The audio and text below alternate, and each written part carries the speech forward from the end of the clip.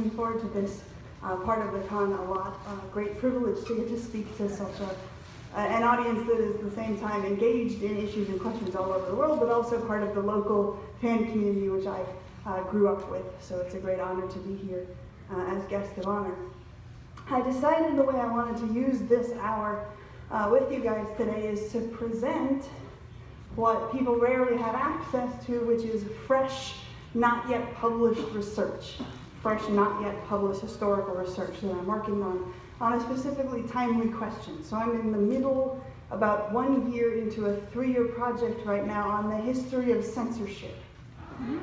This is looking at questions of the relationship between censorship and information technologies, how the arrival of new information technologies affects censorship. My partner in this project is Cory Doctorow. And so I'm bringing the pre-modern print history end of it. He's bringing the web and digital history element. There are going to be some long-term, eventually there will be publications from this. If our grant money comes through, there's going to be a series of dialogues over the course of next year, which we are filming and putting online for the public. So you'll be able to be in every inch of that particular branch of the research. But this year's preliminary project has been something that I hope a lot of you will find valuable, and that is inquiry into how well our imagined stereotype, our expectations of how censorship operates and has operated historically doesn't match the real on the ground ways that the major censoring organizations of human history have operated.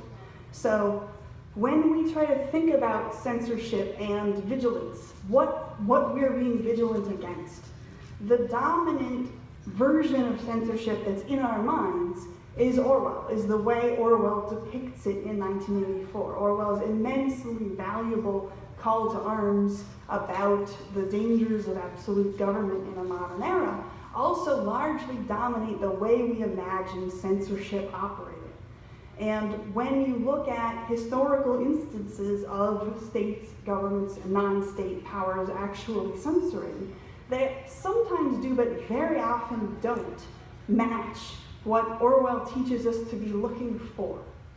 So what I'm going to talk about today are a couple of our expectations about how censorship operates, and then the realities of how I've seen real-life censoring bodies operate, and how they often differ from what we are vigilant against. And my hope from the project is that it can help us refine our vigilance.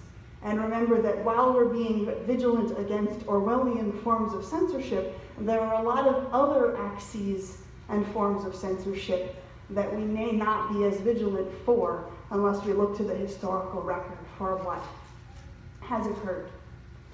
So, Orwell's Ministry of Truth. The way it seeks to control information has a number of major characteristics, and I'll talk about those, then I'm going to